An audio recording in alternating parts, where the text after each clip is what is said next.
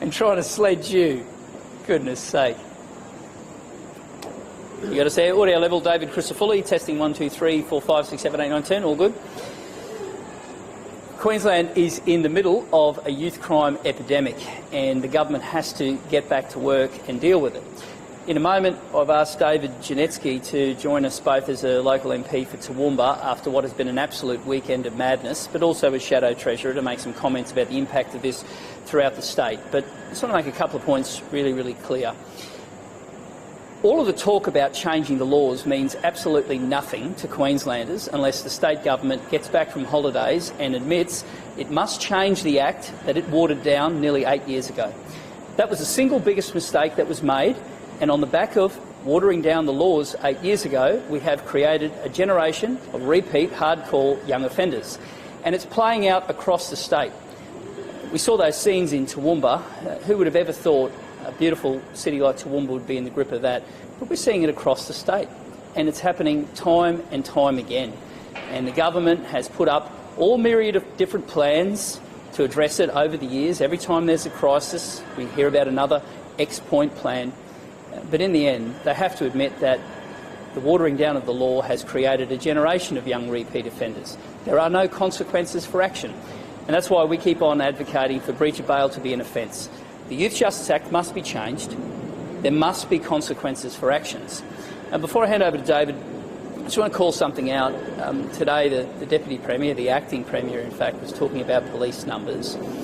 The government's own figures clearly show there are 12 fewer police today than 2 years ago. 12 fewer, despite the growth in population in Queensland. So we've got less police and we have weaker laws. Is it any wonder why Queensland is in the middle of a youth crime epidemic? The government has to admit that watering down the laws have created a generation of young thugs, and they've got to get back to work. It was one of the first actions they did when they were elected, and it's time to admit that the damage has to be undone. We have to all work together to fix what is an epidemic gripping every part of this magnificent state. Over to you, David. Thank you, DC. And my name is David Janetsky. I'm Shadow Treasurer and Shadow Minister for Investment and Trade. But I want to make some comments today about the crime epidemic in my electorate, in my home, and I'm the member for Toowoomba South. We've seen another weekend of mayhem, another weekend of madness. We have had cars stolen, property damaged, and people terrified. And sadly, that has become a consistently large problem for our city for a consistently long period of time. Last year we had 700 cars stolen. In the first 2 weeks of this year, we've had 34 cars stolen. And I've lived nearly my entire life in Toowoomba, and we have never felt so let down by a state government as what we feel right now. Our city is in the grip of a crime wave. And on the weekend, it ranged from petty property damage, the blowing up of a street library and the torching of a street library, to an extremely risky car chase through the city. People that had their cars stolen, terrified in their home. I'm sick of waking up every morning to my phone with messages on it from fearful community members. And it's got to stop. And where is the Premier? As the Leader of the Opposition has said, we need to be getting Parliament back to start addressing these problems. Because my city, it's a beautiful city. It's a small city with a big problem. And that's why we need the state government to take this problem seriously and act on it. A couple of comments I want to make as Shadow Treasurer.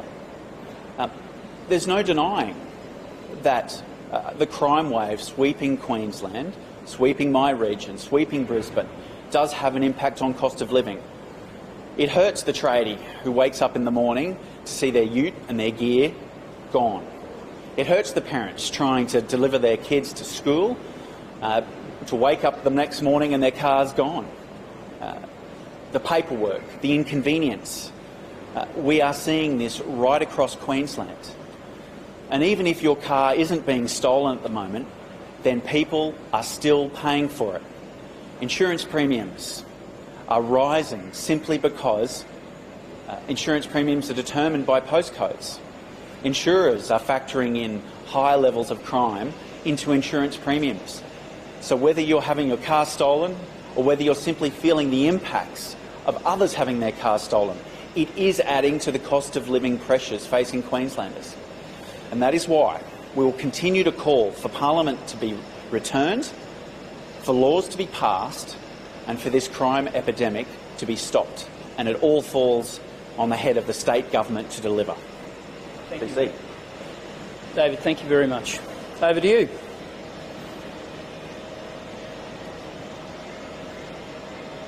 Steve. Yeah, okay, thank you. Thanks for that. And also, David, can I just ask you, what we just heard there, it sounds very dramatic and melodramatic, and like Toowoomba has experienced a crime wave, which I think a lot of South East Queenslanders are feeling that way. One people that someone we've spoken to had their car stolen and since the weekend in that area and still racking up tolls, and in their words, the offenders are still driving around like they own the car. What does this tell us? It shows you've got a generation of repeat hardcore offenders who know that their rights outweigh the rights of the victim. And it's the result of an act that was watered down, and we've created a generation of them. They feel so bulletproof, they're prepared to film themselves live on social media. They taunt police, they mock residents, they carry weapons. This isn't the Queensland we deserve. This is lawless, and it has to stop. And it's not going to stop with big announcements. It'll stop when the government acknowledges that the changes they made broke the Youth Justice Act, and until they get back to work and fix it, nothing will change. Are we talking about claims that more police are on the beat? But this example I'm giving you is a potential example of if there weren't police on the beat, number plate recognition. Why have these I assume, young offenders been pulled over in this stolen car for a week? Yeah, well, I'll make a couple of points. One is I will back the government's figures that are printed by the independent officers over some words from an acting premier every day of the week. And the government's own figures show that there are 12 fewer police today than 2 years ago. So let's park the acting premier's hyperbole today that we heard, and let's go with the actual figures. In terms of the officers themselves, I spend a lot of time listening to police, and you can feel the desperation in their voices. They are catching the same young thugs committing the same crime. The only thing that changes is which family's life is torn apart. You need more police, and you need better laws to actually help them do their job. And we don't have that at the moment. And on the back of it, we've got a generation of untouchables.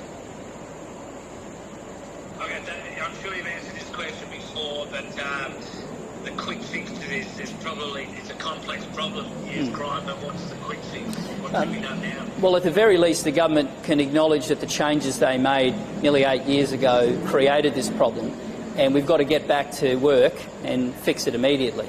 Now, my style has always been I'll look at good ideas wherever they come from, and if that means the government puts forward good ideas, I'll be the first to say that's great, let's do it.